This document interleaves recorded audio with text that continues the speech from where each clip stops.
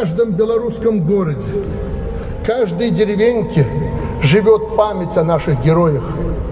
Она передается из поколения в поколение, от сердца к сердцу, связывая всех нас живой нитью любви и верности Отечеству. Этот парад в их честь. Вместе с нами по проспекту Победителей пройдут военнослужащие вооруженных сил Азербайджана, Казахстана, Китайской Народной Республики, Кыргызстана, Российской Федерации, Таджикистана и Узбекистана. Сегодня мы пройдем вместе, потому что вынесли из Великой Отечественной войны главный урок. Нацизм – это абсолютное зло. Преступлением нацистов нет и не может быть оправдания и прощения. Ни тогда, ни сейчас, ни в будущем. Мы говорим это тем, кто снова сеет вражду, бросая ее зерна на наши земли, кто готов втянуть новую кровавую бойню в свои народы.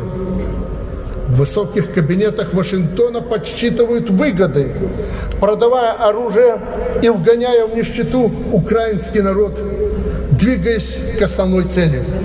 Она не меняется столетиями, но инфоповоды совершенствуются.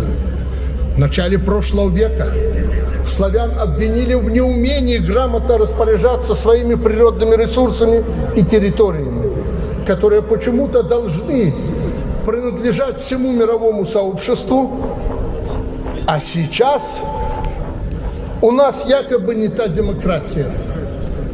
Тогда роль учителя взяла на себя гитлеровская Германия.